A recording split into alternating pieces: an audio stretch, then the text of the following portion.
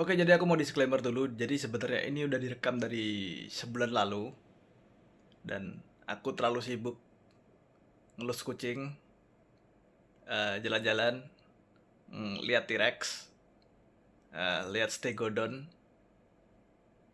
Akhirnya video yang sepanjang ini akhirnya kelar.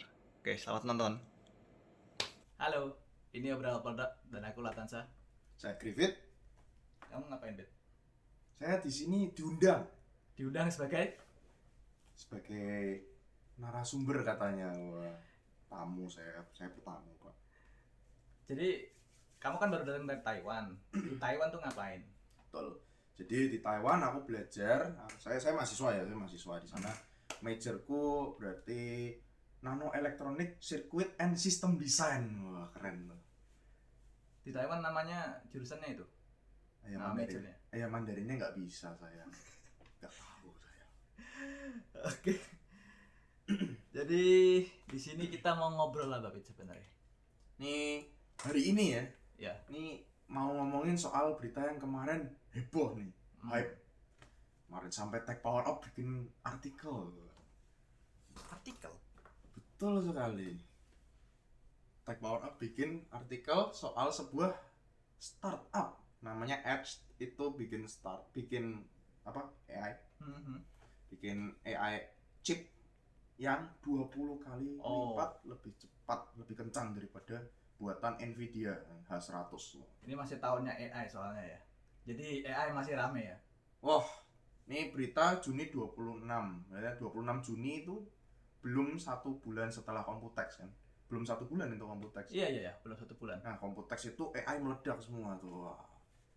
Ini masih di bulan yang sama, meledak lagi. Aduh. Jadi 20 kali lipat ini buat AI aja. Kalau misalnya H100 kan memang dia GPU yang berarti bisa, bukan GPU ya, akselerator yang berasal dari GPU yang bisa digunakan buat computing lain selain AI. Misal kayak molecular dynamic, mungkin kayak dinamika fluida kan. Tapi kalau yang ini, yang Edge yang klaimnya 20 kali lipat ini, dia cuma buat AI. Khusus AI yang menggunakan metode atau arsitektur transformer gitu. Spesifik transformer aja. Yes, jadi metode algoritma ini lebih tepatnya mungkin bahasa awamnya lebih ke bagaimana nanti program tersebut atau AI itu alur memproses data gitu kurang lebih. Nah, kan ada banyak macam tuh untuk AI ini kan, metode algoritmanya, caranya gitu kan, macam-macam. Nah, yang paling baru ini namanya transformer kayak yang dipakai di ChatGPT gitu. Nah, itu dia khusus buat itu aja gitu. Yang bikin rame kan berarti kita bisa mengasumsikan, katakanlah ada sebuah perusahaan yang mau implement server AI, dia cuma butuh, misal katakanlah kalau H100 dia butuh 20 H100. Sedangkan kalau pakai Edge ini asumsinya, kalau ini klaimnya benar, dia bisa pakai chip satu Edge itu aja.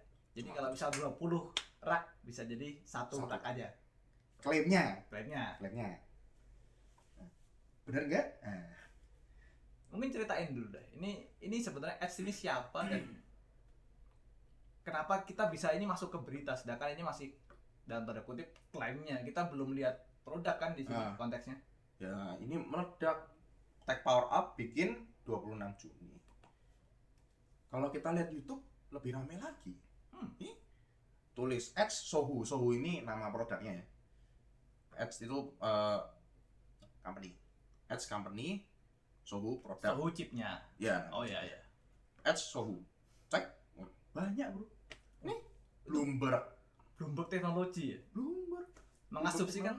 Berarti tadi kan misal berita di tingkat rame-ramenya ke tingkat teknis ya. Kalau misal Bloomberg berarti udah masuk ke ranah investor, ranah duit, udah bisnis, ya kan? Money raining down, Bro. Berarti sudah.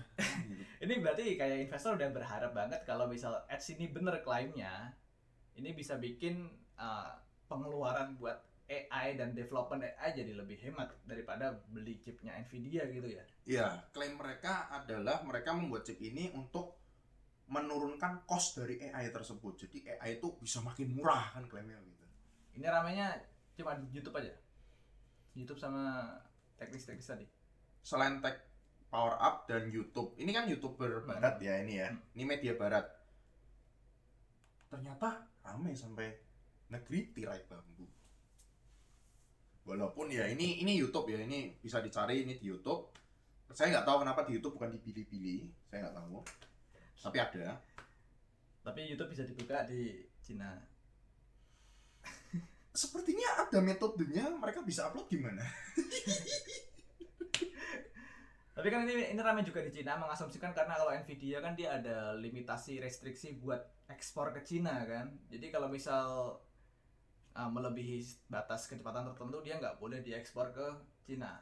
Ya. Kalau misal kita suhu ini beneran ada, dia kalau sekarang belum ada limitasinya, berarti itu bisa masuk jadi server AI di Cina kan, gitu asumsinya kan. Jadi Tiongkok ini sedang mencari-cari, kan di sana AI juga meledak kan, sama seperti di barat.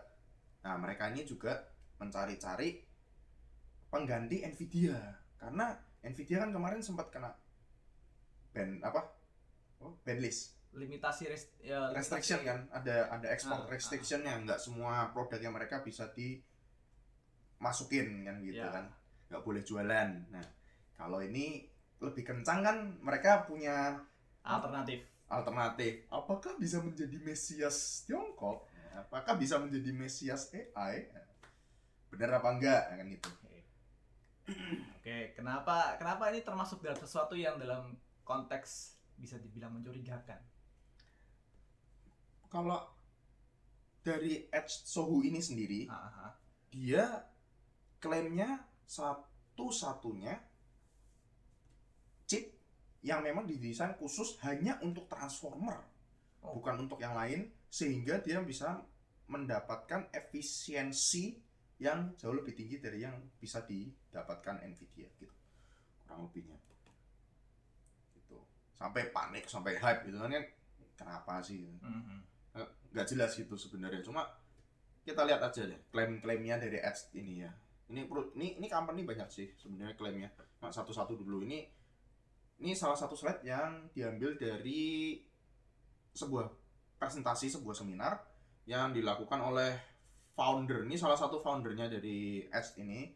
Waktu itu kasih talk di Stanford University, bro. Padahal belum ada barangnya.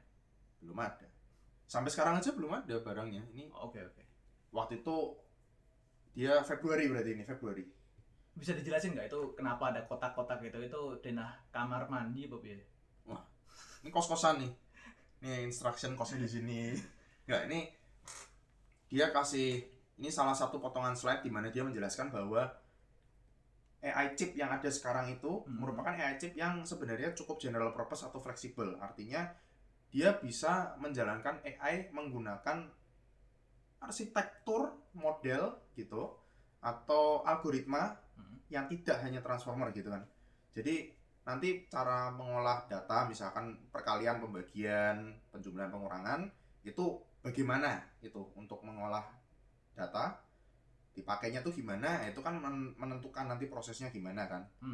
Nah kalau fleksibel dia bisa menentukan sendiri, maksudnya tergantung kamu gimana ngeprogramnya, kurang lebih gitu, bisa diprogramin gitu kan. Jadi tergantung programmu, nanti kalau dia jalankan gitu. Nah ini dari kiri ke kanan itu kan ada GPU, ada TPU, ada Edge. Jadi poinnya di sini adalah penyederhanaan arsitektur dari yang awalnya bisa ngerjain semuanya jadi khusus buat ngerjain itu aja gitu kan gambarannya. Kurang lebih begitu kan. Dia mengemphasize, menitik beratkan di mana ketika sekarang ini, jadi ada sebuah buku gitu yang ini ada sebuah buku bagus banget. Mungkin kalian bisa baca. Dia mengatakan bahwa yang namanya peningkatan dari komputer itu dimulai dari terutama 1970 gitu ya. Itu kemampuan dari mikroprosesor untuk numpang dari kemajuan teknologi pembuatan IC ya, transistor itu bisa membantu peningkatan performa kurang lebih 35% per tahun. Itu kenapa? Ya ini quote-nya kan gitu kan. Gitu. Nah, artinya bahwa ketika kita melihat banyak berita di luar sana yang mengatakan bahwa untuk produksi chip ini sudah mulai stagnan inovasinya. Jadi inovasi sekarang itu harus dimulai dari inovasi arsitekturnya sendiri. Jadi nggak bisa kamu ngeluarin arsitektur yang mirip gitu kan. Intel. Kamu nggak bisa ngeluarin arsitektur yang mirip, begitu. Tapi karena fabrikasinya, pembuatan chipnya itu semakin canggih, jadi kerasa kenceng gitu. Jadi ini mekanisme kayak misal katakanlah kita udah punya pick up nih. Pick up kan desainnya buat mungkin keluarga pergi-pergi gitu ya. Mungkin yang ada berapa kabin, pick up yang misalnya double cabin gitu kan. Double cabin. Tapi kan kalau misal buat keluarga nggak bisa lebih banyak daripada mobil yang khusus buat orang-orang yang buat keluarga atau minibus mungkin. Terus kalau misal buat bawa barang-barang juga nggak lebih bagus daripada truk. Tapi yang ini menyelesaikan masalah dengan fokus ke satu titik gitu. Oh enggak. Kalau itu nanti pembahasannya FPGA versus ASIC nanti. Oke. Kalau yang ini mungkin lebih tepatnya mobilnya kerasa kenceng karena bensinnya makin bagus. Pertamina jual bensinnya makin bagus. Oke. Gitu. Jadi bukan mobilnya yang makin bagus, tapi mungkin barangkali efisiensi dalam pembakarannya makin bagus karena Pertamina jualnya bensinnya makin bagus ya, kurang lebih gitu. Mungkin jalannya makin mulus gitu ya. Jalannya makin mulus gitu kan. Jadi bisa ngebut kan nggak kerasa itu. Kita ngerti mobilnya makin bagus gitu kan. Iya. Nah, selama ini tuh begitu. Nah, itu yang mendorong bahwa peningkatan atau improvement dari chip itu harus dari arsitekturnya. Jadi sudah tidak bisa numpang chipnya makin canggih gitu, udah nggak bisa.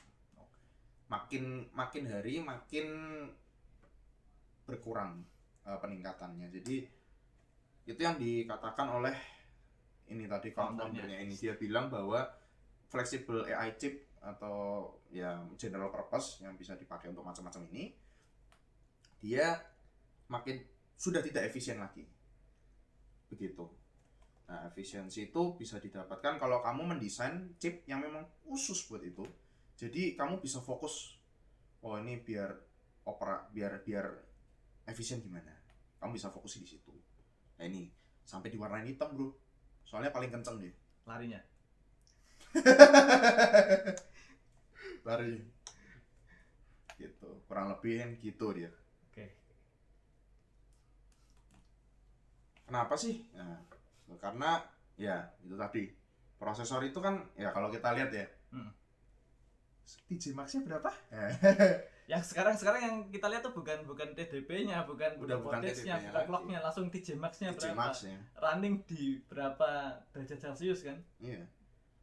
Jadi peningkatan performa 15%. Peningkatan daya 50%.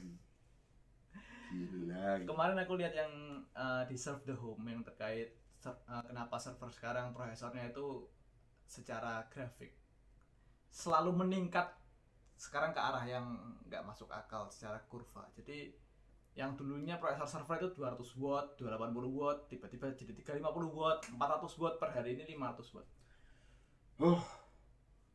Iya beneran itu aku sendiri bacanya. 500 watt satu CPU. Itu satu. Servernya nggak cuma satu kan? Ya iya. Bisa dua kan? Ya itu ekspektasinya sampai ke situ. Walaupun per hari ini belum ada. Seingatku belum ada yang TDP-nya. Jangan fat shaming TDP, bro. Ya biasanya power limit. Tapi intinya 500 watt itu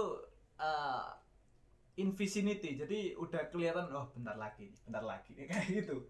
Itu satu prosesor. Gila. Jadi sebenarnya ini ada datanya nih datanya nih, grafnya nih, bahwa sudah terjadi perlambatan gitu. Jadi prosesor itu sebenarnya semakin kesini itu semakin menurun ininya, peningkatan atau efisiensinya. Ya.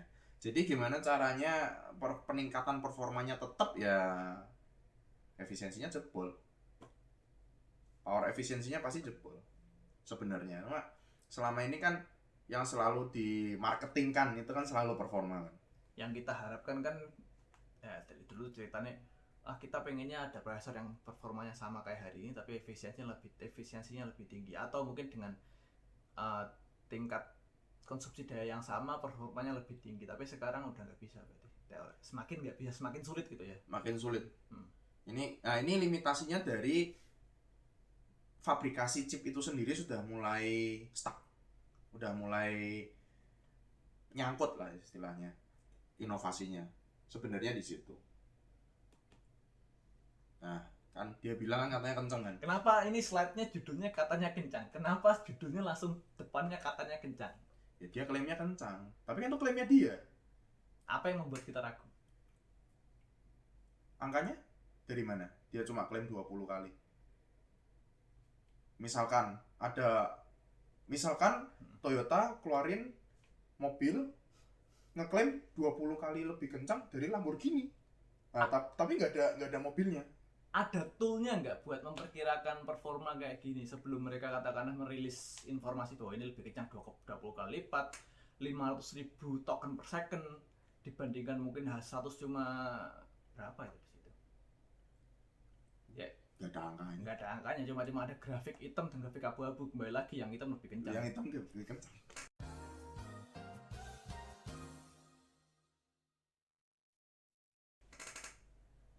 Yo. Udah mulai. Oke. Klaimnya dia yang jalanin benchmark.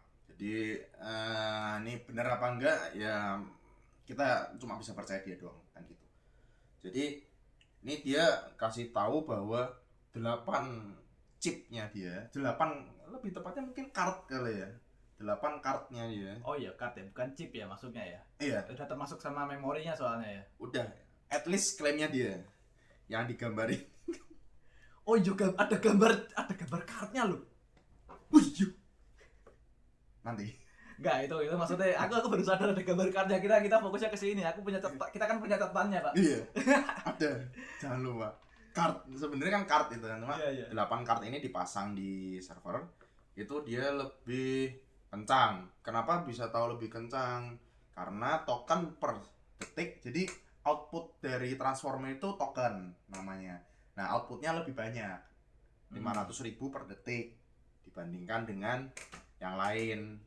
GPU-nya B200, H100, H100, B200 yang begitu.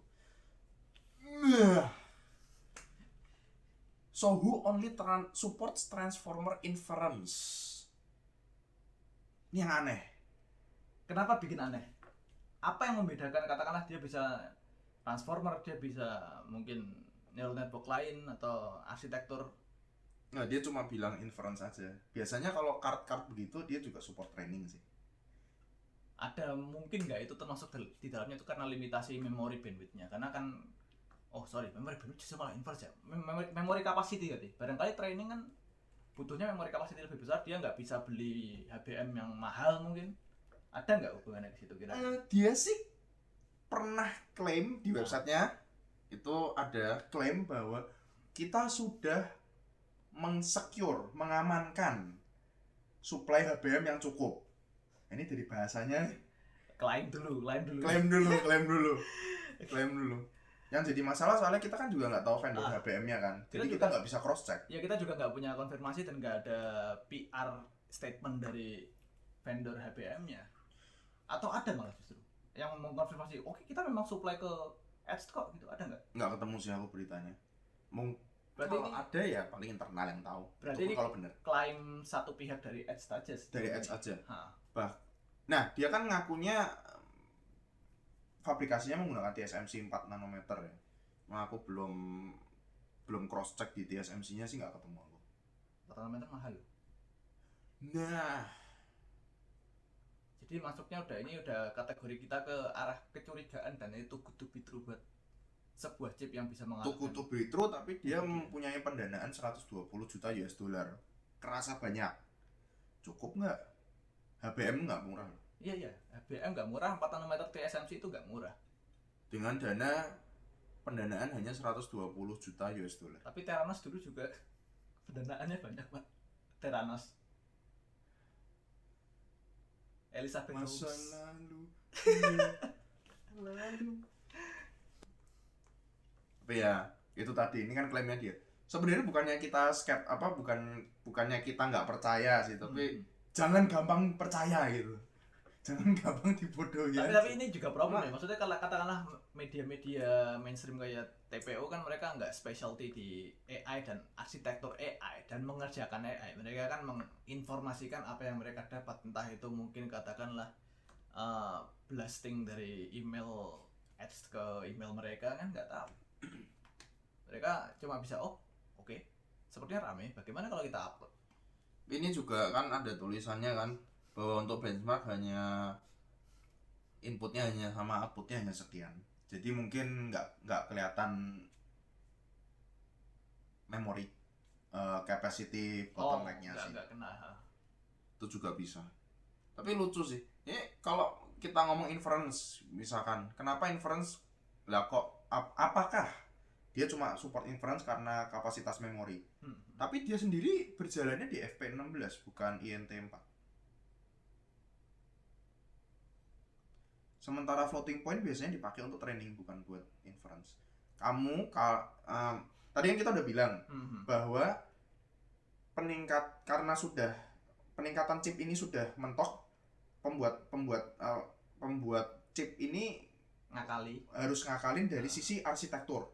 Nggak bisa dari arsitektur yang sama di recycle berulang-ulang gitu kan, tanpa peningkatan signifikan terus ngomong ini lebih kencang gitu. Tapi arsitekturnya juga bukan limitasinya terkait arsitektur chipnya, tapi juga arsitektur datanya, arsitektur softwarenya. Arsitektur chip itu kan dia dipengaruhi kamu pakai data yang formatnya apa. Iya. Lah dia aja pakai format yang 16 bit bukan 4 bit. Sementara kamu kalau lihat, masih ingat slide AMD kemarin? Nah.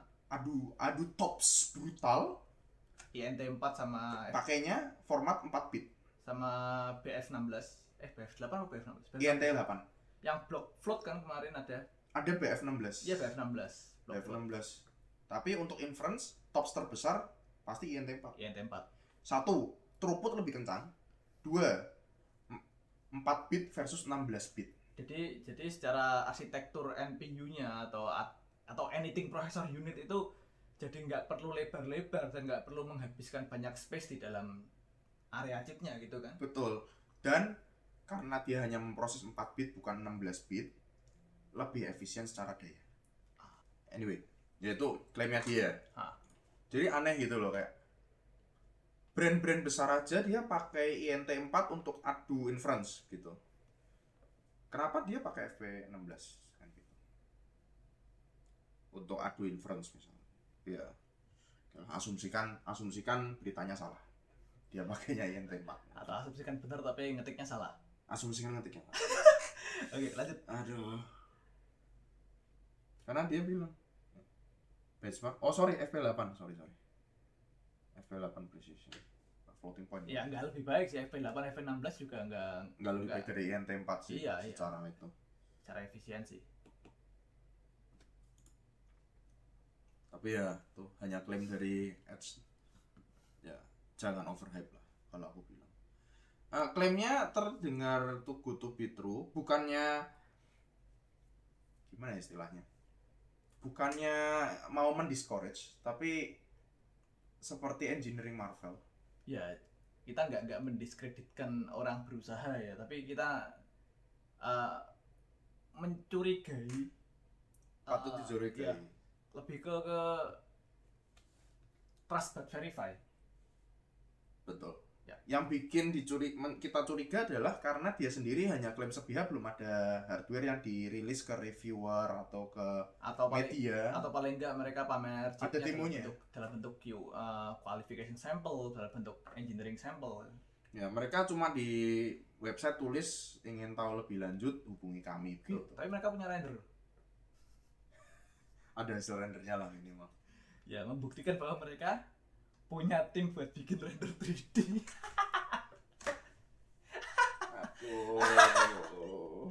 Gak salah sih. Gak salah sih. Supaya lebih meyakinkan. Ada renderan ya nanti kartunya begini. Meyakinkan investor buat naruh duit, tapi kalau misal barangnya nggak ada ya nggak tahu gitu. Ya hati-hati aja buat teman-teman terutama yang mau invest di sini, karena nggak cuma 1-2 kasus startup AI yang bohong-bohongan, habis dikasih duit hilang. Sebenarnya nggak cuma startup AI sih. Kalau misal ngomongin tentang chip maker yang klien-klien besar tuh kemarin, yang kalau yang aku tahu Takium itu aku bisa bilang setiap kuartal tuh ada press release tentang kita membuat Takium Prodigy sekian menggunakan arsitektur ini, fabrikasi ini, memori standarnya ini. Ya itu Pak. Masih mending ada rendernya Pak. Hanya pengumuman. Ini masih mending ada rendernya. Hanya pengumuman yang nggak ada yang beda, nggak ada bedanya sama pergi ke stasiun Tawang sih. Ya gitu, itu klaimnya dia sih. Jangan terlalu overhype dulu. Jangan discourage, tapi ya netral aja. Saran saya netral aja. Oke, lanjut. Sebenarnya apakah yang diomongin sama si Edge ini ada benernya apa enggak? Ya klaimnya banyak sih sebenarnya. Performa, daya. Ya ini sebenarnya kalau misal kayak gini tuh secara teori ini possible di titik apa gitu, maksudnya kalau misal klaimnya dia nggak mungkin secara realita sekarang ataupun dengan 20 kali lipat, yang mungkin barangkali 3 kali lipat, 2 kali lipat, itu mungkin nggak sih dengan mekanisme dengan pendekatan usaha yang sama, dengan menyederhanakan desain dari yang general purpose ke specific purpose tadi. Ya anggap aja Nvidia keluarin sebuah chip yang isinya cuma Tensor Core ya kayak gitu misal contohnya. Bisa. Sebenarnya bisa. Apakah sampai 20 kali lipat mungkin? Menurut gini, 20 kali lipat per card. Kita yang jadi masalah di Edge ini, kita nggak tahu lebarnya seberapa. Dia lebar chipnya berapa? Oh, benar. Bisa aja areanya lebih besar gitu ya. Iya, kayak yang Cerebras. Cerebras. Itu satu wafer buat satu chip. Ya Nvidia kalau keluarin Tensor Core barbar begitu, jangankan Tensor Core deh. Ya udah, dia keluarin GPU yang memang satu wafer satu GPU. Ya bisa aja. Bisa aja. Mahal. Sebenarnya begitu sih. Kalau yang jadi masalah itu kita bahkan nggak tahu ukuran dimensi chipnya berapa, itu kita bahkan nggak tahu. Ya sama kayak misal katakanlah, kita mau pindah ibu kota, mungkin nggak? Ya mungkin. Skalanya seperti apa? Ya nggak tahu, bisa aja kecil. Lucu cok. Ayo. Aduh. Jadi secara teori ini mungkin, tapi mungkin dengan skala tertentu yang mungkin 20 kali lipat ini kayak too good to be true buat diinvest gitu aja ya sebenarnya sederhananya ya. Yes. Karena terlalu banyak syarat ketentuan berlaku. Oh. Kita kan tahu promo kalau banyak syarat ketentuan berlakunya, mencurigakan. Ya. Oke. Atau susah. susah untuk dapat.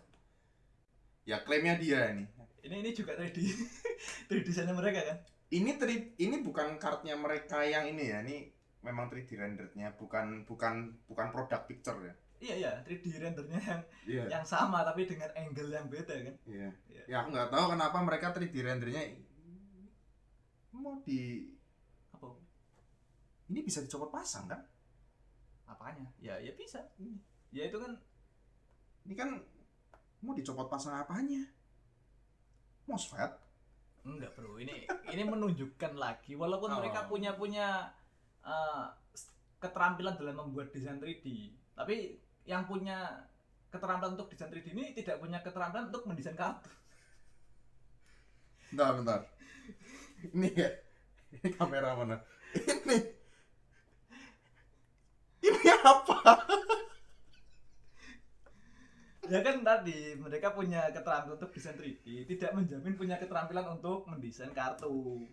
Aku jujur nggak tahu ini yang bisa dicopot pasang ini IC apa. Probably MOSFET kan. Ya, aku nggak tahu kenapa MOSFET itu. Pertanyaanku nggak di situ, tapi malah kenapa itu lapisan kopernya satu bel itu di tengah. Aku suka lagi kenapa? One layer? We only need one layer itu 10.000 watt bro, tebel segitu bro. 100.000 watt bro, nggak masuk akal. Itu ngene, aku nggak tahu kamu pernah lihat power supply server apa nggak? Power supply server kan dia pakainya kan slot kan, yang card itu kan, yang PCB ke PCB kan. Itu aja nggak setebel itu Pak. Dan power supply server dibuat ke atas loh. Oke. Ya, soalnya ngeliat kapasitornya tuh dia kayak build product that are impossible with GPU-nya nanti ini tagline-nya dia. Di build tak ilangin. Build product that are impossible.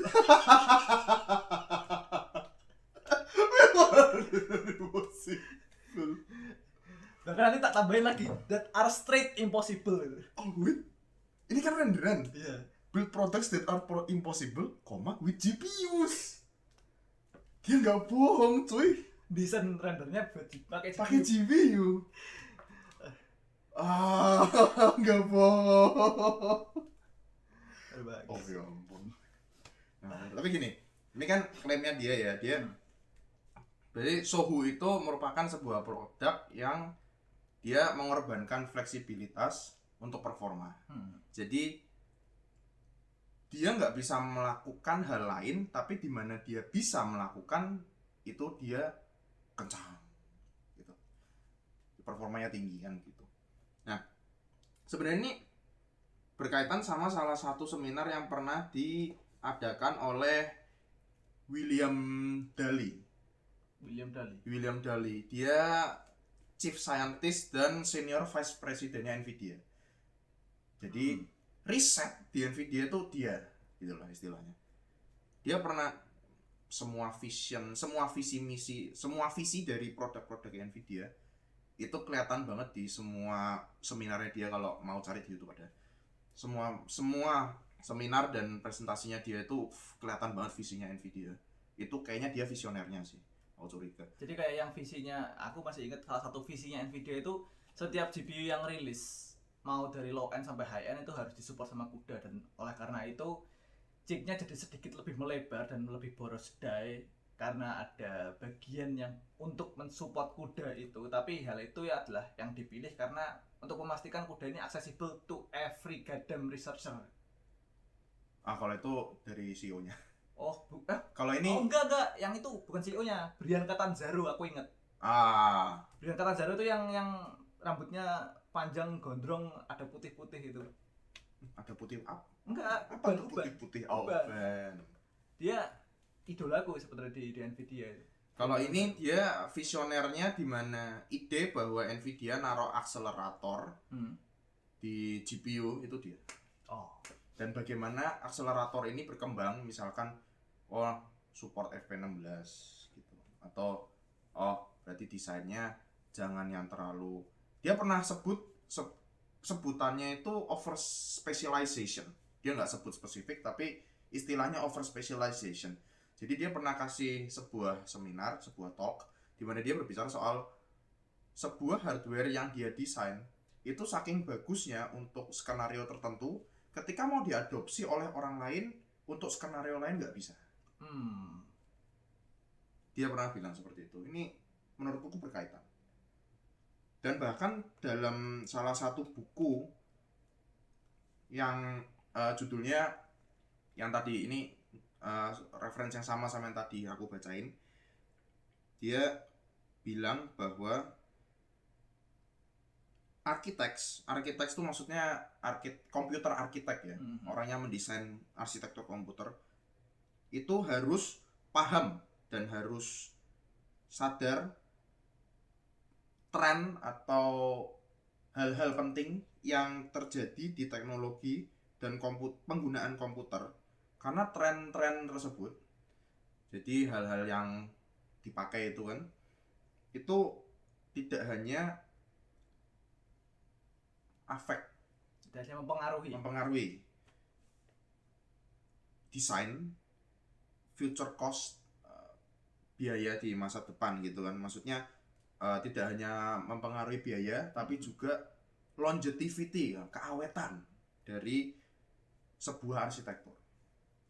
Kayak misalkan kita lihat CUDA, dari kamu bahasa pemrogramannya CUDA, kamu arsitektur CUDA mulai dari Kepler masih bisa ya kayaknya? Masih. Kepler. Kalau sekarang kalau misalnya aku ingat tuh CUDA 12 itu misalnya, itu sekarang yang disupport tuh minimal harusnya Volta atau Turing. CUDA 11 ya berarti. 12. Enggak, yang masih support Kepler tuh yang 700 kan. Kepler itu masih 11 ya. Nah, itu 11 masih bisa. Ya, itu umurnya cukup panjang sih, bisa sampai udah 11. Ya, tapi kan kalau misal iya benar, itu membantu juga kalau misal katakanlah kita punya visi untuk mendesain sesuatu yang katakanlah kita berharap untuk bisa diadopsi di masa depan. Itu masa depan dan sekarang harusnya didesain untuk tidak jauh berbeda. Karena lucu juga kalau kita udah desain ini ternyata di masa depan standarnya berubah. Gitu kan maksudnya? Iya. Atau mendesain sesuatu yang ya sudah, kita ngalah jangan terlalu idealis dan jangan terlalu spesifik. Kalau ini hubungannya sama Sohu ini kan dia spesifik buat Transformer dan dia yang pertama. Karena tidak ada yang buat yang lain. Kenapa ya, nanti kita bahas. Jadi seorang komputer arsitek yang baik, dia bisa memperkirakan kira-kira kalau misalkan nanti ada teknologi baru, apakah hardware-ku masih bisa dipakai atau tidak. Ya, ini problem juga. Soalnya kalau bisa katakanlah kita hitung mulai dari desain sampai ke chipnya launching, itu kan waktunya bisa sampai 5-7 tahun kan, kurang lebih sepanjang-panjangnya gitu. Tapi kalau sekarang mungkin harusnya 3-4 tahun harapannya kan gitu. Iya, maksudnya yang apa yang kita desain di hari ini, misal 2024, kita ekspektasinya masih relevan di 2029. Barangkali produknya launching di 2029 gitu kan. Iya. Sama kayak misal investmentnya Nvidia sekarang di AI, cukup yakin katakanlah mereka punya desain H100, sekarang udah B ya, Blackwell ya. Iya, B200 mereka desainnya udah mungkin katakanlah dari 2020 ya, 2021 paling cepat. Tapi konteksnya adalah Nvidia udah bisa memperkirakan bahwa akan ada perubahan paradigma dari yang sebelumnya cuma sekedar computing ataupun GPU ataupun ray tracing, jadi ke arah AI yang ada quantization sekian, ada kebutuhan memori bandwidth sekian, kebutuhan memori capacity sekian. Itu kan harus dilihat secara visioner gitu. Iya. Ya itu kelebihannya Nvidia sebagai trendsetter lah. Bahwa dia yang bisa mendikte. Yang lain follower sementara. Yang lain cuma bisa. Ya, tapi realitanya gitu. Kita nggak mencerca Nvidia, tapi memang Nvidia-nya terlalu imba gitu, maksudnya untuk memperkirakan apa yang ada di masa depan. Kayak misal, bukan memperkirakan juga, kadang mereka juga memaksa untuk pasar ke arah sana. Kalau misal contohnya ya, kalau yang di 2017 aku masih ingat, aku salah satu orang yang mencerca RTX 2080 dan 2080 Ti. Aku masih ingat banget. Karena di hari itu kamu beli itu RTX 20 series, ngapain? Gamenya yang bisa dimainin cuma 2 waktu itu buat ray tracing, Battlefield 5 sama Control. Aku masih ingat banget itu. Bahkan Metro Exodus yang ray tracing belum keluar ya? Belum keluar. Poinnya adalah Nvidia memaksa orang untuk adopsi dan develop game ke arah yang support ray tracing di hari itu. Sekarang game-game kalau misal katakanlah rilis baru udah pasti ada ray tracingnya kan? Iya. Bukan udah pasti, game AAA katakan game AAA kemungkinan besar udah ada ray tracing. Itu belum dihitung yang kayak teknologi lain, upscaling, frame generation, itu baru di gaming ya kan. Berarti mereka di banyak sisi, kayak misal AI tadi harus memperkirakan format data, memperkirakan kebutuhan memory bandwidth. Di sisi gaming juga harus memperkirakan teknologi apa yang harus diadopsi di masa 4 tahun ke depan untuk kita bisa desain hari ini dan nggak rugi di kemudian hari. Nah itu bedanya yang di buku nggak ada. Di buku nggak ngomong kalau kamu trendsetternya. Itulah kenapa. Kalau kamu yang mendikte beda. Itulah kenapa jangan kebanyakan baca buku. Enggak ding, tetap baca buku yang banyak. Jangan. Tetap baca buku yang banyak. Tolong jangan ditiru. Biar bisa ngatain orang yang nggak baca buku. Oke, lanjut. Ya kurang lebih gitulah teorinya. Itulah yang sebenarnya terjadi. Kenapa belum ada orang atau perusahaan lain yang mendesain chip yang memang khusus untuk Transformer?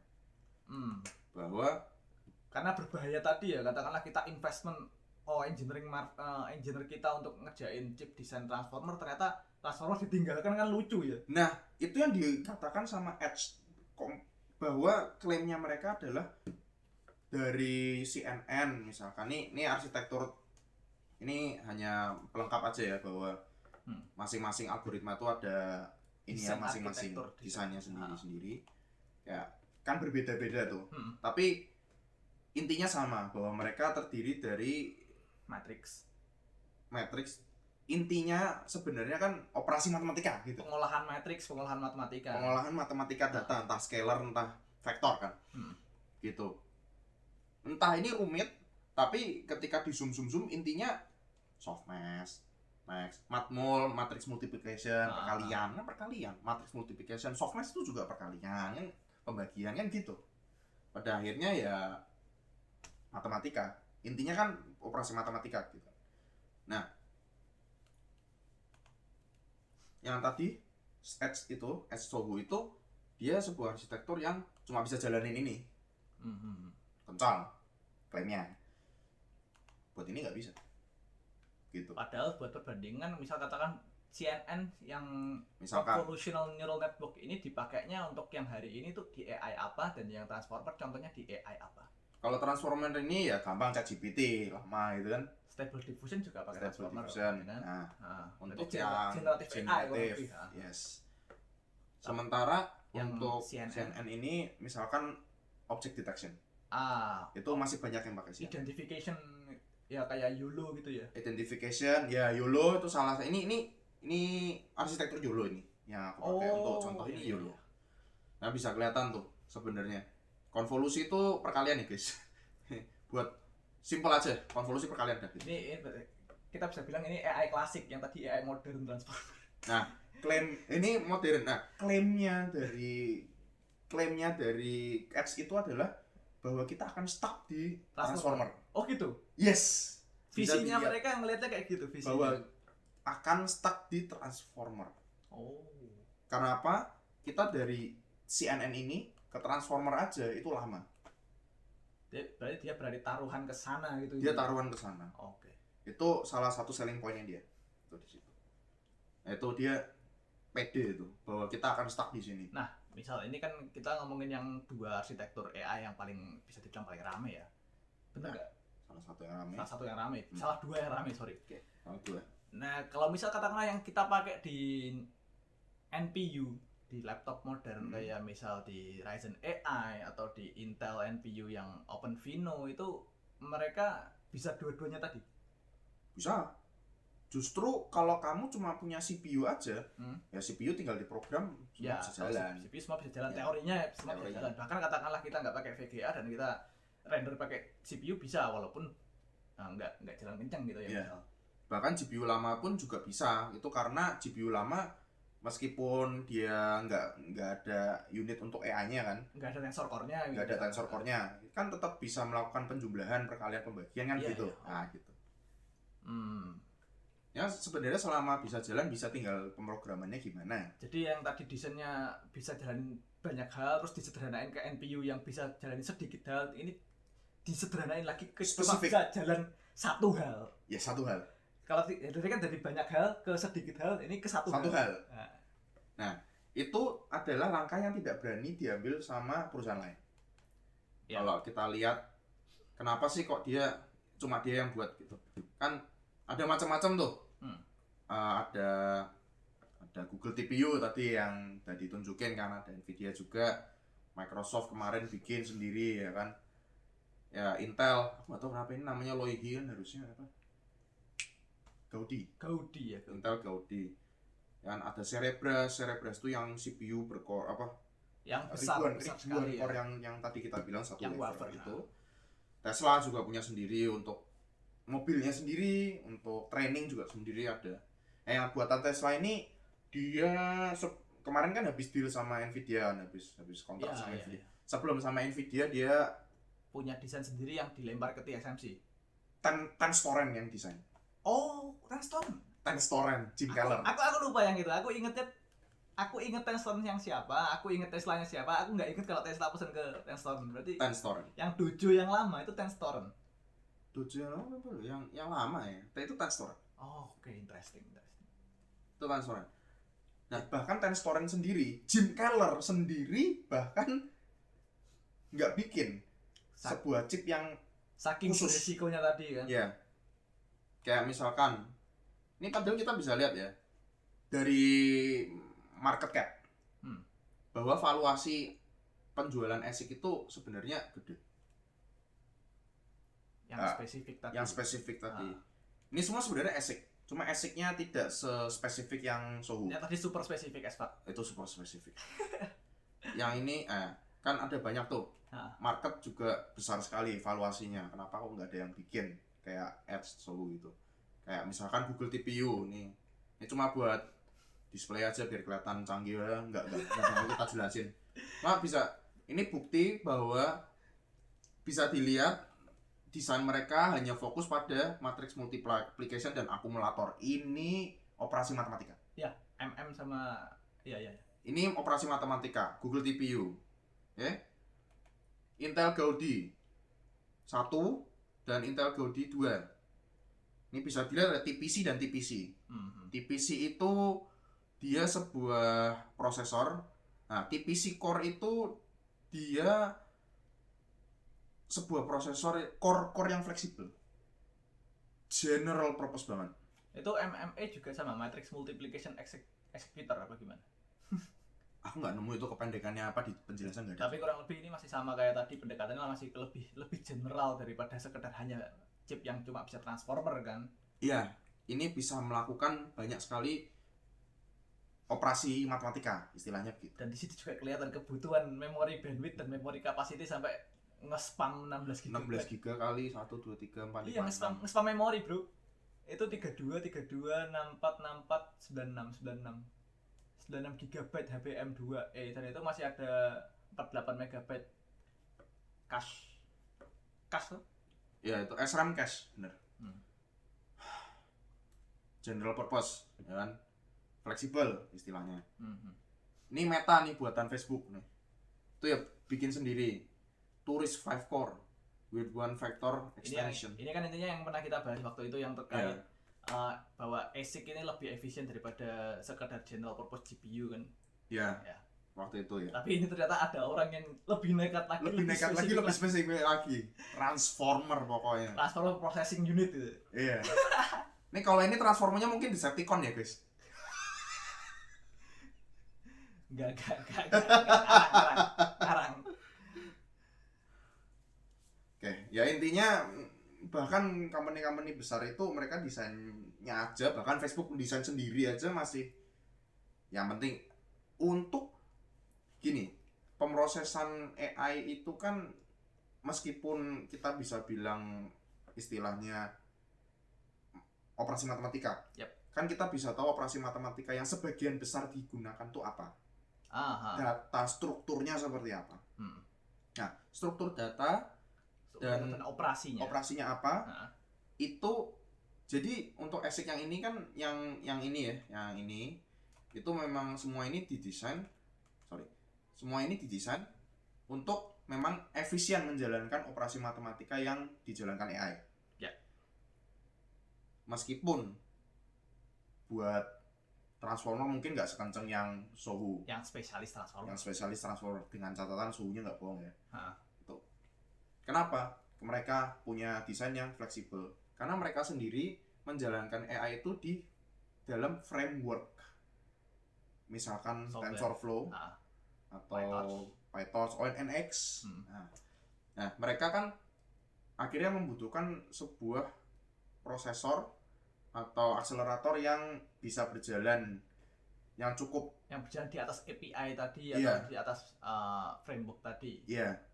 Nah, supaya bisa jalan, jadi tinggal minta tolong frameworknya ngerjain gitu kan?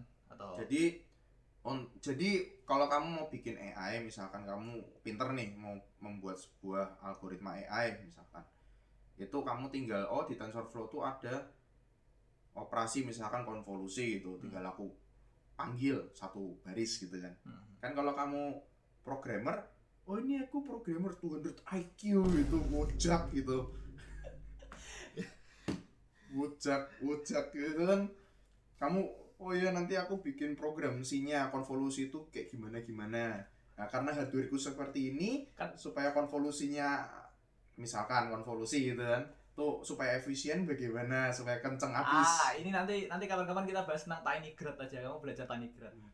Enggak, itu ada hubungannya sama TinyGrad. Soalnya TinyGrad itu yang bikin George Hotz itu saking dia merasa bahwa CUDA dan ROCm dan any PyTorch dan lain-lain itu bloat, really dianggap bloat dan tidak efisien untuk mengakses langsung directly ke akseleratornya, dia bikin sendiri. Serius. Ya tapi itu klaimnya sih, maksudnya karena semua orang ketika membuat AI itu kan sudah menggunakan framework tertentu. Gimana supaya orang mengadopsi AI mereka dengan mudah? Itu ya lewat framework itu tadi. Iya, yang support satu sama lain gitu. Iya, nah supaya hardware-nya juga banyak yang pakai ya, atau supaya hardware-nya mudah dipakai, supaya untuk mengadopsi atau ketika menggunakan gitu kan, itu nggak perlu pindah banyak-banyak. Misalkan ya anggap aja codingnya sama karena sama-sama pakai TensorFlow, tapi hardware-nya ganti, nggak masalah gitu loh. Ya benar.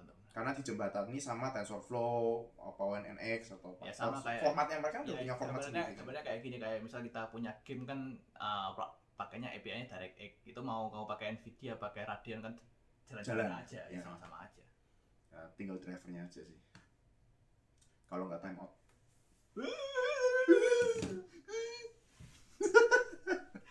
Lanjut. Lanjut. Jadi ya itu sebenarnya yang diincer sama mereka itu adalah kompatibilitas dari framework itu tadi. Itu kenapa mereka membatasi diri. Jadi enggak dibikin terlalu sederhana, tapi enggak dibikin terlalu rumit juga. Kalau terlalu banyak yang bisa dilakukan jadi semakin CPU besar. Iya, semakin bloat. Ya gitulah. Iya, oke. Ya nggak salah sih. Jadi nyari balance-nya kan, desain yang mereka yang bisa dibilang hyperscaler tadi. Nah, iya. Nah, itu tadi. Iya. Itu kurang lebih gitu ya. Kalau kemudian nah ini juga salah satu slide. Kenapa saya agak percaya sama Ed Sohu? Ini konteksnya apa? Sebentar, sebelum percaya ke Sohu ini kenapa? Ini konteksnya apa? Ini sama ya, ini talk yang presentasi dari foundernya Sohu ini. Dia bikin meme ini. Ini saya percaya loh kalau orang kamu ngikuti presentasinya Sohu sampai segitunya dari awal sampai akhir demi untuk mendengarkan ini. Demi lihat meme-nya. Enggak. Tak kira ini sesuatu yang ada di websitenya atau apa. Enggak, ini presentasinya. Ini presentasinya. Kamu ngikuti dari awal sampai akhir. Iya. Pertama saya percaya. Lama-lama kok sepertinya too good to be true. Okay, tapi saya percaya sih kalau orang presentasi pakai meme, saya juga percaya sih. Enggak. Nanti aku kalau misal mau bikin MLM aku pakai meme aja. Kenapa MLM tidak laku di kalangan anak muda? Karena tidak pakai meme. Pakainya M. Coba pakai meme. Kembali ini konteksnya apa? Ya, ini opininya dia sih. Jadi dia ngomong bahwa dulu kita berpikir bahwa kita cuma bisa meningkatkan flops untuk meningkatkan performa. Setelah itu kita lihat bahwa GPU itu memori constraint gitu kan, udah nggak ada Moore's law lagi, chip udah nggak efisien dan nggak makin efisien. Meningkatkan efisiensi cuma bisa misalkan dari sparsity gitu kan. CUDA itu top rajanya gitu kan. NVLink bisa mengurangi constraint komunikasi. Nah, dia bilang pada akhirnya yang kita butuhin cuma more flops. Tapi gini, ya misal katakan tadi kita ngomong mengenai arsitektur dan mengenai penyederhanaan dari yang sudah sederhana dari ASIC-nya, misal katakanlah yang ASIC lain. Sedangkan ini cuma transformer engine yang dibikin jadi satu chip sendiri gitu kan. Penghitungan flops-nya gimana pertanyaannya? Apakah sama antara yang transformer engine doang punyanya Sohu dibandingkan dengan ASIC yang AI purpose kayak misal MTIA tadi atau Google TPU tadi? TPU. Apakah penghitungan flops-nya sama? Apakah menggunakan misal data type yang sama, floating point 8 bit misal sama-sama gitu, floating point 4 bit, itu kan agak problematis. Itu kalau aku ya, itu gimana? Pada akhirnya kan yang sebagai ukuran performa itu kan throughput pada akhirnya. Yang penting token per second-nya besar gitu. Memang token brutal. Token brutal. Memang token brutal. Ya also diklaim karena sama-sama floating point operation kan. Tinggal floating point operationnya apa. Nah, itu kan tinggal nanti apakah dari FP8 ke FP32-nya itu CPU yang handle atau apakah yang handle nanti chipnya, nanti outputnya langsung FP32, ada konverternya di hardware-nya misalkan, yaitu hardware-nya juga ada. Nah, aku punya pertanyaan sekarang. Apakah mungkin katakanlah kita di kemudian hari kita punya workload yang benar-benar AI centric, sama kayak aku bisa bilang di tahun 2000-an kita punya tiba-tiba workload yang grafis centric, terus tiba-tiba kita punya GPU, kita punya DirectX, dan akhirnya PC yang kita kenal sekarang ini ada CPU, ada GPU. Apakah di kemudian hari ada misal tiba-tiba TPU yang bisa dimasukin ke dalam slot PCIe yang digunakan untuk misal, oh ini kalkulasi generatif AI spesifik, karena kalau misal pakai yang terintegrasi di CPU lebih pelan misal, atau menggunakan GPU lebih pelan dan lebih tidak efisien. Apakah dengan ini akan membuat semakin banyak akselerator dan PCIe lane semakin terpakai? Jadi udah nggak ada, jadi orang pakainya bukan sound card ya, AI card. Iya. Pakainya AI card. Barangkali kan memungkinkan nggak itu? Yang jadi masalah adalah penggunaan AI itu kan masih terbatas. Penggunaan AI yang masih terbatas ini kan membuat orang yang beli card hanya khusus untuk AI ini kan jadi niche market. Betul. Siapa yang mau jual? Sementara kita aja untuk sekarang, untuk kebutuhan industri aja kita udah ngos-ngosan, maksudnya mentok di situ-situ aja gitu. Niche market itu kan permasalahannya karena chicken and egg situation, situasi ayam dan telur. Maksudnya kalau misal dulu gamenya juga sedikit, orang kalau misal mau beli GPU juga kayak istilahnya kemewahan gitu. Ya katakanlah ini sama-sama aja kan. Kalau misal tiba-tiba ada banyak AI yang mungkin bermanfaat buat orang banyak, tiba-tiba oh kita butuh TPU card kan nggak tahu. Iya, tapi nanti kalau nggak ada yang punya cardnya, AI-nya nggak laku kan, nggak ada yang pakai. Iya, gitu. Chicken egg. Kalau situasi ayam dan telur. Dari industri yang aku lihat ya, implementasinya mungkin bakal mirip kayak 5G ataupun ray tracing. 5G kan semua HP kan, ini bisa 5G. Towernya aja mentok 4G. HP ku 5G nggak pernah kelihatan ada 5G-nya. Nggak ada kan? Nggak pernah. Tapi support kan? Support. Nah itu. Sepertinya untuk implementasi ke consumer itu mungkin bakal perlu adopsi lebih banyak dulu. Perlu dipaksain. Kita kan dipaksa beli. Ya sama kayak pemaksaan ray tracing kan? Iya. Hard GPU-nya sudah ada ray tracing-nya, sudah mampu untuk ray tracing ya kan. Terus habis itu diinsentif lagi sama Nvidia bukan buat developer game, ayo bikin game-game yang ada ray tracing-nya. Iya. Kalau enggak ini tambah fitur ray tracing di game kamu. Ya kayak Cyberpunk kan sebenarnya dia itu untungnya, kalau aku lihat ini personal aja, itu bukan karena dia jual gamenya, tapi karena dapat insentif dari Nvidia buat demo game.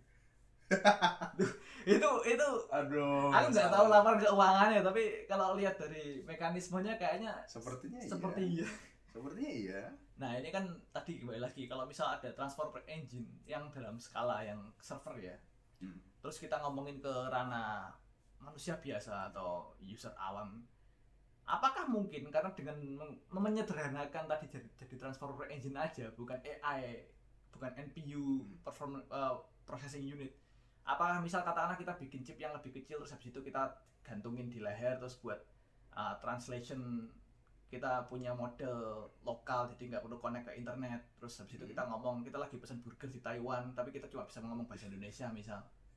Apakah mungkin ke arah situ? Kalau untuk ke arah situ, yakin nggak kita masih stuck di transformer kayak klaimnya Edge ini? Oh bisa aja limitasinya transformer yang malah ya, bukan chipnya gitu maksudnya. Apakah inovasinya berhenti di transformer? Karena kalau inovasi di model atau arsitektur AI ya, itu kan software ya, itu bukan hardware sebenarnya. Nah, apakah inovasinya nanti berhenti di transformer atau kayak dulu kita bilang oh ini YOLO udah paling kenceng nih, udah mentok kan gitu. dulu bilangnya gitu. Jadi limitasinya nggak cuma di hardware yang diperkecil, tapi juga mau jalanin software apa. Softwarenya nanti barangkali ada breakthrough baru gitu ya. Betul. Nah itu kan yang diklaim sama Edge bahwa kita nanti akan stuck di Transformer selama beberapa tahun ke depan kan gitu. Bettingnya dia di situ. Iya. Tapi kalau misal dia bettingnya bener dan ternyata ada penggunaan misal Transformer Engine yang dikalungin buat translation tadi misal contohnya itu kan bisa juga ya teorinya ya. Mungkin juga. Tapi kayaknya kalau misal secara computational power kuat gak sih kayaknya? Gak kuat ya? Terlalu berat ya. Terlalu berat ya? Iya. Untuk seperti itu sepertinya untuk skala fabrikasi transistor sekarang dan ukuran chip yang dibutuhkan kan kalau misal digantungin kita ekspektasinya mungkin 5 sampai mentok 15 watt ya kan. HP aja kalau yang efisien yang biasa orang-orang pakai itu kan nggak sampai 7 watt gitu. Yeah. Itu HP aja loh. Iya. Jadi untuk sekarang yang jadi masalah adalah apakah ada teknologi substitusi yang lebih gampang. Misalkan HP. Ya kan? Dia punya paket data bisa online. Tinggal buka Google Translate, tinggal ngomong. Ditranslate udah. Kan gitu. Itu lebih praktis sih kalau gitu.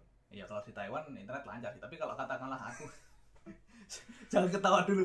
Tiba-tiba aku butuh translate gitu kan. Tapi perginya ke Ethiopia itu Kufukiland.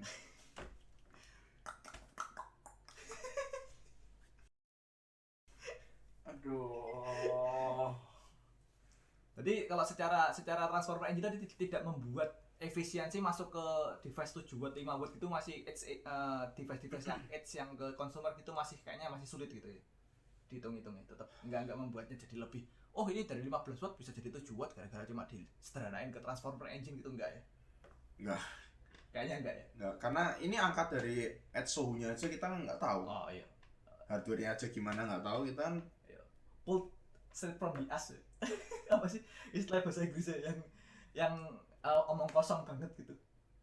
Number pulled straight from the ass. Number pulled straight from the ass. Iya. Ya ampun. Kayak bukan. Enggak. Aku nggak tahu kalau itu. Aku nggak tahu kalau yang itu istilah apa.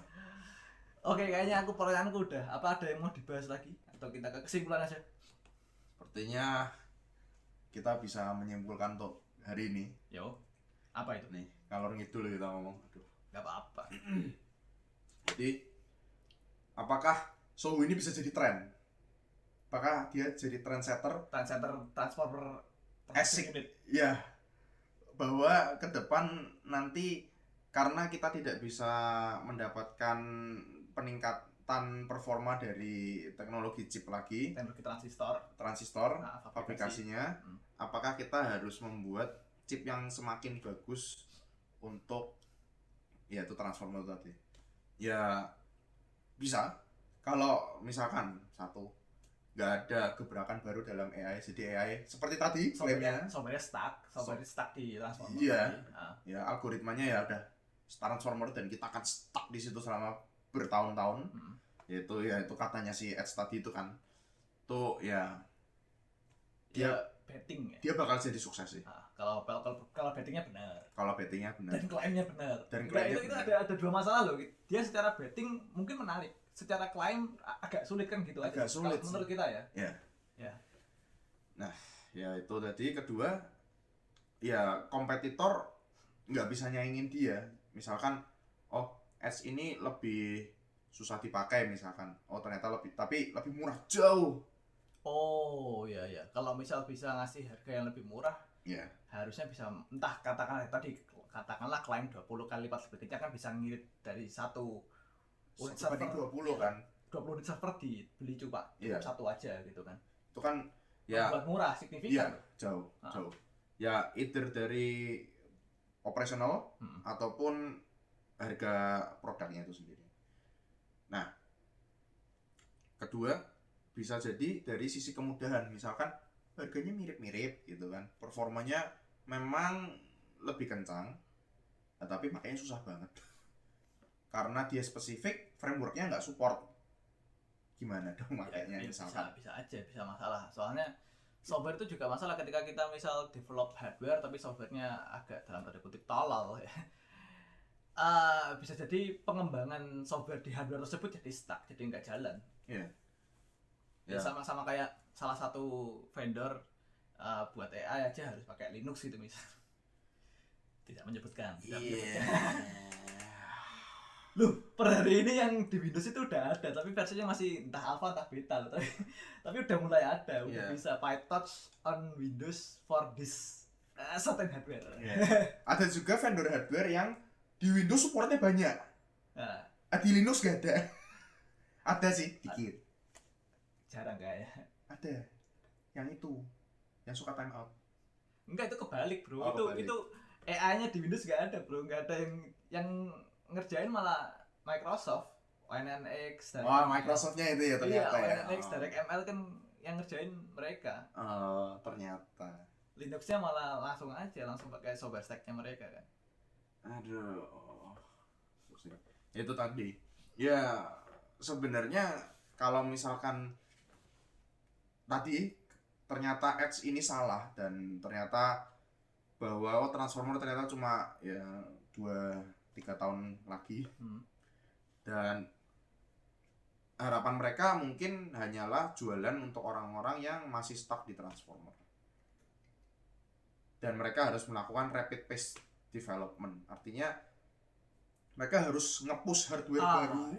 Karena mereka kan udah terlanjur jualan spesifik kan. Spesifik yang buat hari ini bisa jadi di hari berikutnya enggak, dan mereka harus segera mengejar ketertinggalan lagi. Iya. Misalkan hari ini Transformer, besok ada AI baru Autobot. Ya misal Indiana Jones gitu ya misalnya. Ya misalkan itu kita habis Transformer misalkan ini induktor. Ya nggak tahu kita besok mau apa, mau model apa. Tapi kan berisiko tadi tadi kalau misal udah develop satu ternyata pasar dan demand-nya ke arah yang lain, mereka harus segera mengejar ketertinggalan lagi gitu. Nah itu bisa apa enggak, misalkan besok ada model baru keluar, apakah ketika model baru itu keluar mereka bisa bikin hardware-nya yang untuk kan mereka jualnya specialized nih. Apakah mereka bisa buat untuk model baru tersebut? Yang jadi masalah kan Edge ini dia bilangnya kan sudah di-develop dari 2022 apa berapa gitu. Berapa tahun-tahun? Ya kalau misal hitungan siklus pembuatan hardware 2 tahun 3. Ya harusnya tetap di saat yang tepat mereka pitching bahwa mereka punya desain. Tapi kalau mereka punya hardware, kalau mereka beneran ada loh ya, mungkin tahun depan harusnya 3 tahun kan, 3 tahun 4 tahun. Itu bisa nggak? Ya kompetitor sudah keluarin dulu kan? Ya bisa aja. Itu problemnya kan sama kayak yang kemarin waktu Snapdragon laptop. Maksudnya announcement-nya kan 2023 Q3 kalau nggak salah. Tapi launching dan reviewnya baru keluar Juni ini. Baru ini ya.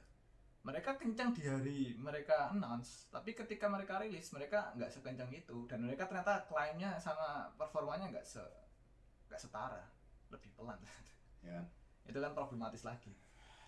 Terlepas dari klaim ya, maksudnya membuktikan klaim mereka benar itu masalah lain gitu.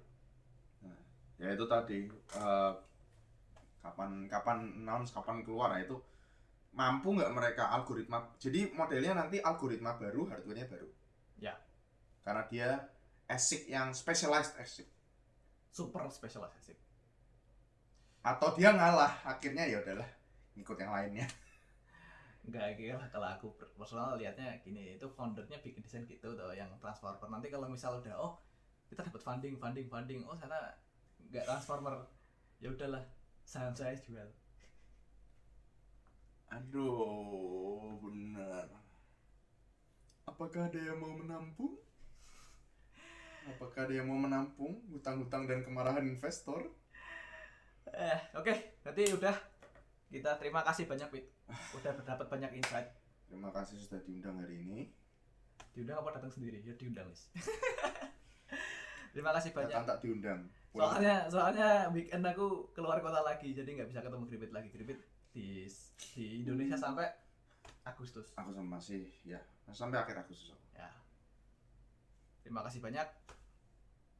Sampai jumpa. Barangkali kita bisa ngobrol-ngobrol lagi. Nanti mungkin online lagi nggak apa ya, Wit? Online boleh. Mari kita lanjutkan online. Topiknya memang rada-rada ini.